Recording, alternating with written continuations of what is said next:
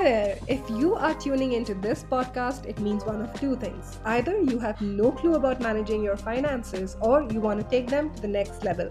Either way, we've got you covered. Financially Ever After is for the modern day Indian professional who is ready to take control of their financial journey. So let's start building your financial future one episode at a time. Welcome to Financially Ever After. Hi everyone, and welcome to another episode where we are today talking about how to financially plan for a vacation. There are a lot of different things, that come into play when planning vacation. So usually, you either have the time or you have the money, not both. And if you can figure out the time part of it, hopefully today, by the end of the conversation, we can help you figure out the money aspect of traveling. So my name is Medha, and I'm joined by Ankit, and we are the founders of Wealth Up. So today we wanted to shed some light on this topic because both of us actually travel a lot. I have traveled to 29 different countries by the age of 29, and mostly solo travel. Ankit's well traveled as well. He would talk about his experience too. So we wanted to just share some hacks and tips that we have personally used, that can kind of help you out. So hi Ankit, good evening. Hi Medha, good evening. Hi everyone. Awesome. So let's just dive right into it. Ankit, I just wanted to know, when it comes to planning your finances for a vacation, if you can just start by giving us an overview, right? Like, what are the most important things to consider? Sure. I think the first thing that you should be looking at is, of course, roughly the date, when you are going. And it is important because if you're picking a date which is around the peak season to wherever you are going, everything, all of the aspects of planning is going to look very different. It can change a lot. That will determine the budget that for the same trip how much it is going to cost. Okay, so you need to also figure out what is the budget that you have in your mind, and the kind of place that you would be going. Once you have these things, of course, based on these factors, you like the kind of activities you'll be able to do. These are very basic things that you need to know.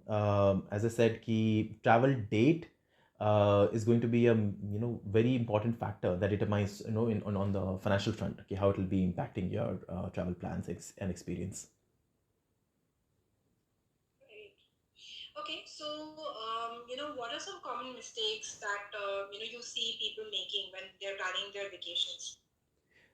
See, one that I feel is key. Many a times, we go for travels without planning much about it. It's like, key, we just feel like going for a trip and we just pack our bags and leave, which is, of course, going not the best thing to do. And it is going to, of course, have impact in the overall experience you have, the amount of money you are spending, the kind of places you have been able to visit, or in the hotel you have been able to stay in. So planning well in advance is very important. It can make a lot of difference. And as I mentioned again, many times people don't select their dates properly. So just last week I was talking to a client of mine, and she wanted to visit either Maldives or Singapore with her parents. Just taking her parents out on her dad's birthday, and she was asking me, okay, so how much it'll cost and stuff. Like, how much are you planning to spend? And the number that she quoted, I was like, okay, so around New Year's, in this amount you will not be able to have a good vacation in India.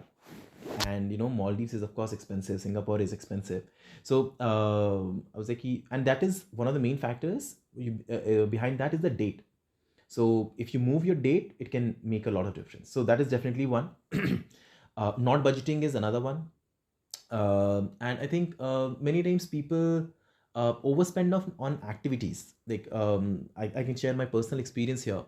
So I went to Vegas and I took a tour package from one of the travel agencies, and the shows in Vegas are very famous. So I just googled and saw the one that I wanted to go, and it was one of the best ones I wanted to visit. And when I checked with my tour operator, he quoted something like 250 odd dollars for the show. And he was like, okay, it will be the show tickets will be there, and we'll also give you the to and fro, the commute, so the bus that they had. And when I looked it up online, it was costing roughly half of it, something like $130 or something. And I was like, the Uber is just going to cost, I checked, and Uber was just costing around $10. I was like, though no reason for me to take it from him. Point being, when you're thinking of going for an activity, shop around, just see whatever you want to do, just shop around if you can get a better price. So the tour operator that you have taken it from, or the hotel that you are staying in, may not be offering the best quotations or best prices to you every time. So these are few of the things that I have personally experienced. Medha, you have also traveled a number of times, so many countries. What are your thoughts? And Yeah, no, so I agree. I think shopping around is very important. I remember that, when I was traveling to Barcelona, we had done this like wine and cruise kind of ticket for this online. So many times, you'll get some discount on various websites. But there's also something like, if you actually reach the event and it's not, completely filled yet, you can get very cheap tickets. This happens for a lot of like theater stuff as well. But that if you're going to do that, it has to be like a little bit of flexibility, because there is a chance if you reach there and you don't get the ticket. So shopping around is definitely very important. Look online, as well as try and look for like local people where you can get tickets, etc. And yeah, of course, like Ankit said, if you go before the peak season, it's always best, because that way crowds will be lesser. So, and this happens across the world. Like I've traveled to Southeast Asia and Europe, so both places, it works to shop around. makes sense, makes sense. And yeah, so thanks for sharing that. Another thing that I've noticed, many times people, don't take a travel insurance, health insurance on the travel front. It's generally pretty cheap if you're just, traveling for say 10 days, 15 days. The cost is pretty low. But many times people consider, just as an insurance as a product is not very popular, still not very popular with people. They haven't understood the importance of it. If you take that, it's a small cost, and it can help you with just the hassle, and it just gives you a peace of mind. If something was to happen, that is there. So those are the fronts. So, Ankit, I have a question here, right? So, I remember when I had gone to Germany, I got an eye infection, and I actually ended up using the travel insurance, and thankfully it was mandatory. Otherwise, I also would have skipped it. But my travel insurance wasn't good because the entire amount didn't get refunded. So, any tips on selecting the right insurance? Just like any insurance, when we are offering insurance to our clients, we explain the terms and conditions, what's included, what's not included. And it's important to understand the fine prints. If there is a waiting period, what all coverage is provided, and things like that. And based on the whenever you're traveling, whether you're traveling to one country or it is a multi-country trip, the kind of things that you want to include, because with travel there can be a number of things that may or may not be included. Be it it can be on your health front, it can be delays on the on the flight, it can also be lost baggage. Just be aware of what all things are actually covered, so that you're aware. Because if in your situation, Medha, you're saying that you bought a policy but still it didn't cover, so probably, I'm not sure which company and all you got it from, but probably somewhere it must have been in the fine print. And if it wasn't, then you can definitely raise a claim. Okay, this is. It was covered. It was just partially covered though. So my entire money wasn't refunded. That's So what there happened. must be a copay feature. You have to pay a part of it. Yeah, I didn't know this. I wish we had this conversation back then. Yeah. But okay.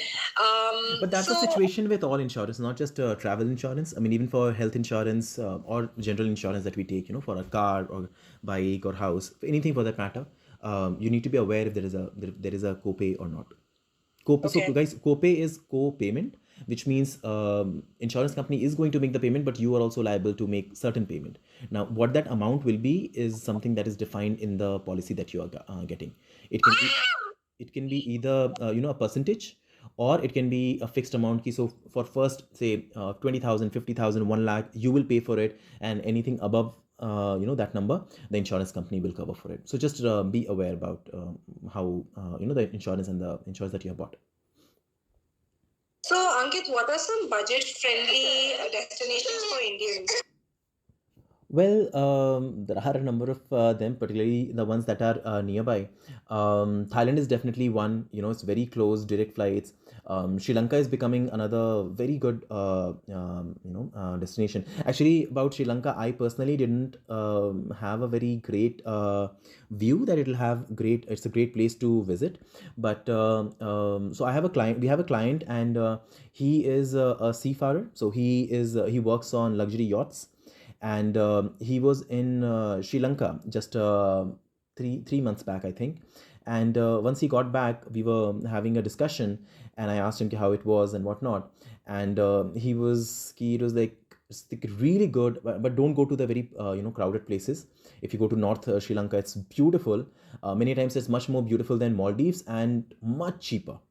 So I had mentioned it to him earlier that I have been planning to go to Maldives with my wife, but due to some reason I have not been able to. And he said, "Ki instead of going to Maldives, you should definitely go to Sri Lanka." And of course, Sri Lanka is much cheaper. Another one is Vietnam. Very good, very amazing place. Very diverse, dynamic country. Lots of natural beauty, cultural heritage, and stuff. And if you have planned it properly, it's not very expensive either. Very a number of you can get number of discounted flight tickets, hotels, and whatnot if you are again planning it properly. And again, when you're traveling to these places, I mean, based on your preference, you can choose to. There are people who like to stay in the cities, the main areas. I personally try to explore the not too commercial, not too touristy areas. If you go to places like that, it can also help you. It can also just lower down the expenses that you're incurring. That hotels will be cheaper, the activities will be cheaper, the kind of food that you'll be able to get, that will be more authentic. The taste is also going to be better. You don't need to stand in queues and whatnot. And a lot of these things, what I'm saying, is also applicable when you're traveling in before the peak season. So I personally prefer traveling before the peak season. I was having this discussion with Medha earlier actually, and she mentioned there is something, a concept called shoulder period. So before and after the peak season. Ankit, I don't know if it's just me, guys. Can you react if Ankit's voice is breaking for you too? Because it's breaking for me. Yeah, guys, please let me know if you have Maybe any. it's just me. I don't know. Sorry. Please go ahead. Yeah, so there's shoulder season, before peak season or after peak season. I personally prefer, going before peak season, like 2 weeks, 3 weeks before the peak season, because things will be cleaner. The locals are excited to welcome you and serve you well, and it won't be as crowded. Actually, a much better experience. So and whatever things I mentioned, when you're going to a more remote area, not in just the touristy areas, it can be a great option to just on your budget, on your overall experience, can be very different. Medha, would you like to add something? No, that's good. I actually want to talk about travel hacks, right? So things that have worked with you, anything that you want to share, because this is something that is very unique to each person. There are so many blogs and articles, but I find stuff to be super generic. So, anything you can share from your experience, and then I'll share from mine. Okay. So for that, I would say ki travel hacks. Again, start booking early when you're traveling. Okay, so actually, few things that I actually read online somewhere, and I think it was one of the corporate trainings. One very cool thing was like when you're traveling to a newer city and you're not very sure about the security, particularly at night, how things are. Carry two wallets. One which has all your most of your credit cards and your cash and everything, and another wallet which should have some money, just few notes, and just maybe a old credit card or something, that even if you get mugged, it's easier. When you are actually, if you're withdrawing cash from any ATM at night, even if you have been able to withdraw cash, when you come out, just act frustrated, ki what man, every time it happens, it's still not working, blah blah blah, something like that. Again, so that you cannot be chance of you being appraised lower. Another thing that I actually found was ki when you're traveling, when you're taking the flight, many times what we do is ki we keep our cabin bag on our overhead bin, which is right above us. Instead of putting it on above us, put it on the opposite side, so that even whenever someone is opening the lid, opening the cabin, that cabinet, you'll be able to see if someone is taking your bag out or not, or if it is being moved or anything of that sort. Mida, do you want to add anything to it? Yeah, so okay, so when I was traveling in Europe, one thing that I did, which I thought was very cool, is that so there, of course, Europe is famous for budget airlines.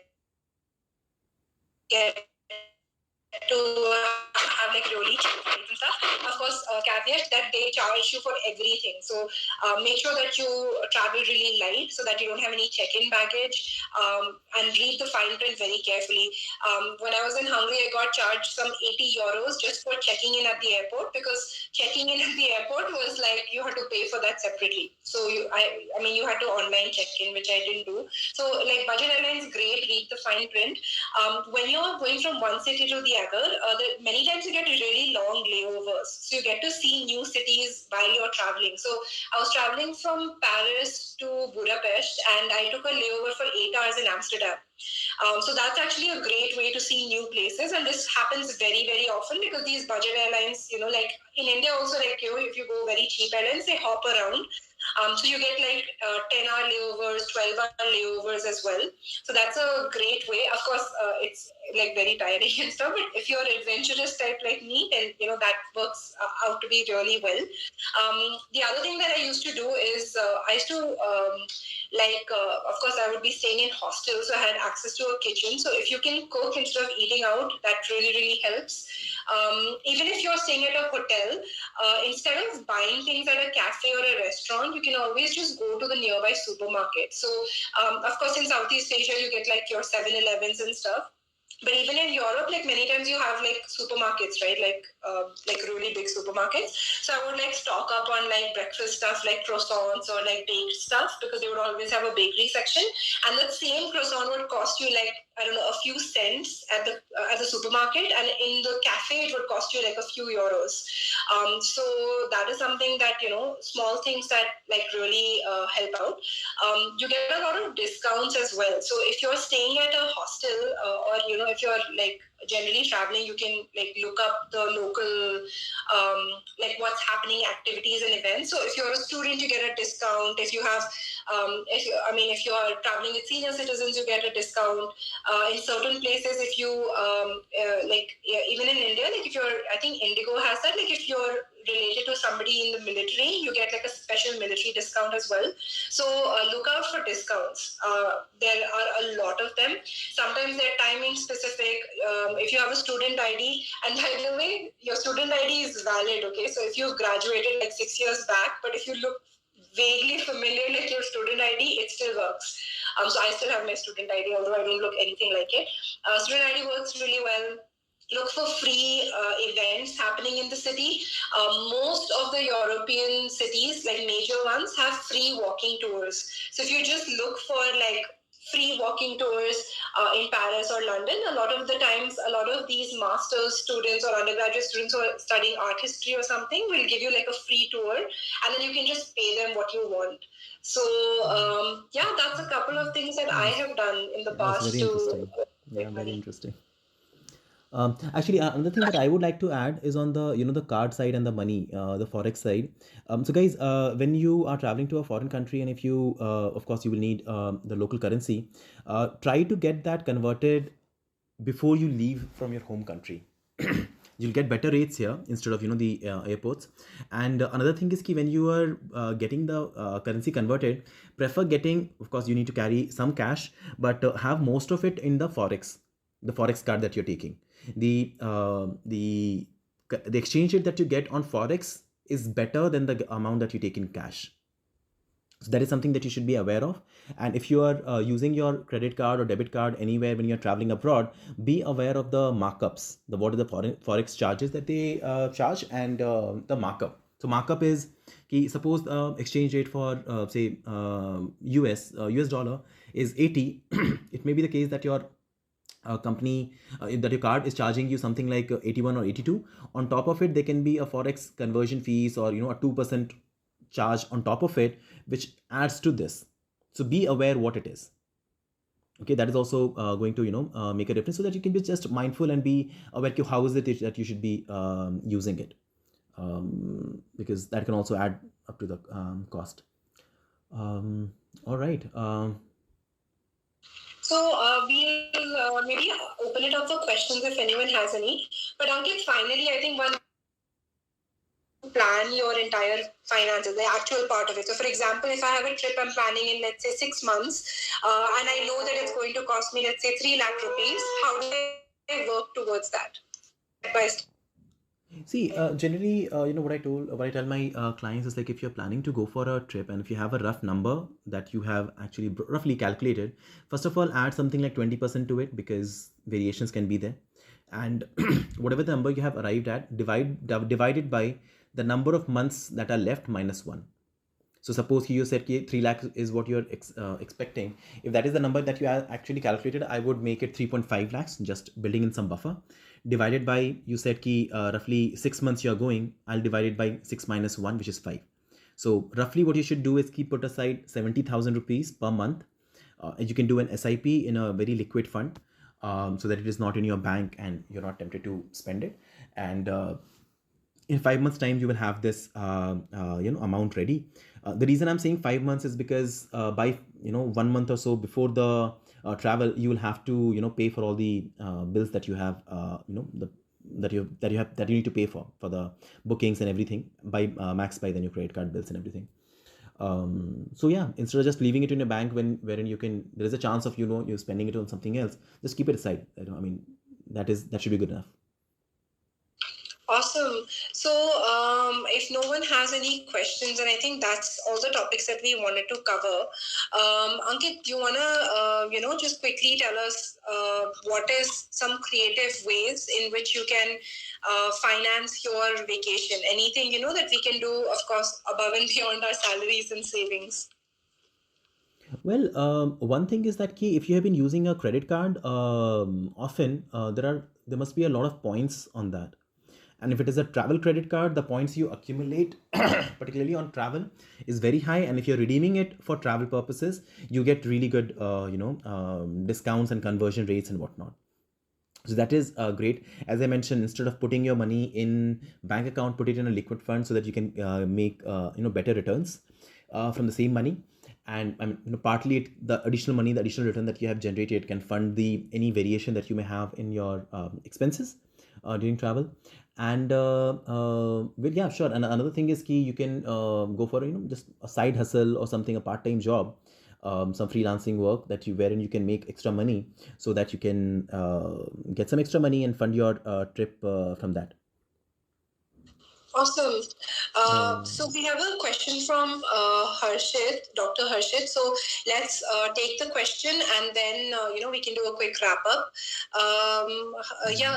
Harshit, if you want to introduce yourself and then ask your question, please.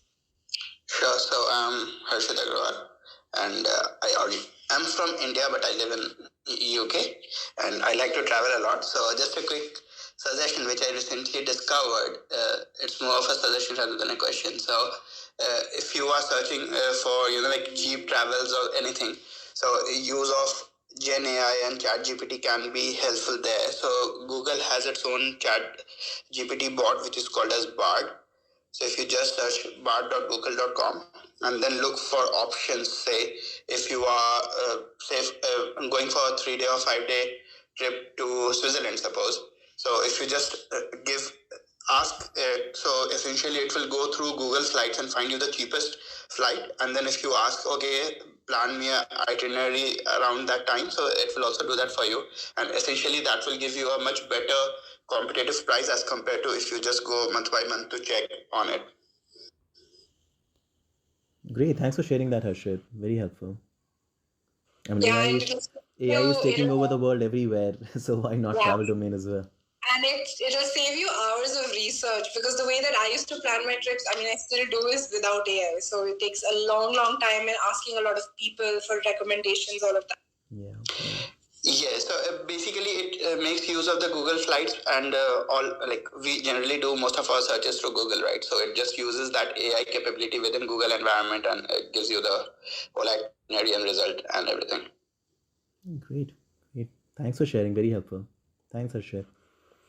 Okay, Harshit, I'll be moving you to the listeners mode. very quickly. Ankit, one hack that is your favorite hack for traveling. Something that has maybe saved you a lot of time or effort or whatever. Actually, when I'm traveling, time and effort is something that you many times need to anyways put in.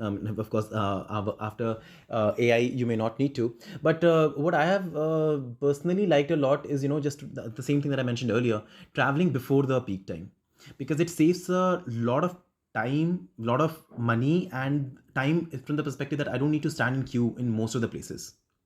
When I'm going to visit an attraction, it's not flooded with people, that if I'm taking a photo, there are more heads than the actual attraction, how what you're able to capture. The food tastes better. You overall, the way people are serving you or helping you out, that is much different.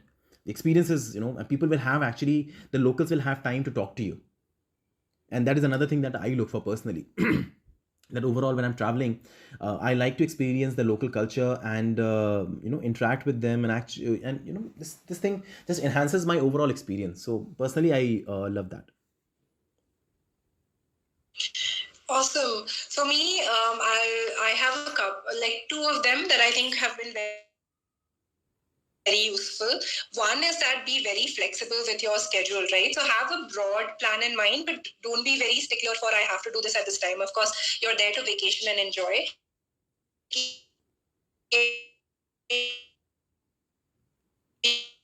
Of course, may hear about something new that you want to try while you're there. So have flexibility built into your schedule. And then the second thing is have always your bottle of reusable water and your snacks handy. So go to the local supermarket, pick up some snacks, have your bottle of water, because that will really, really save you a lot of money. If you're hungry, you tend to buy more stuff, which is actually like scientifically apparently true. Some research was done on that. So if you're hungry, you tend to buy more, and generally you tend to spend more. So keep yourselves filled, and that will. Awesome. So for those of you who are part of our community, we will be having our Q&A session in the community group. If you want to know how to join our community, follow Ankit and me, and you can find the link on our profiles. And that's it. Thank you so much. Have a great evening. And we do this every week on different finance topics. So definitely join us next Tuesday, where we'll be giving you some other hacks and tips to be financially smart. Thank you, everyone. Thank you, Medha. Thanks for joining. Thanks for your time. I hope you found this useful. Thank you. Good night.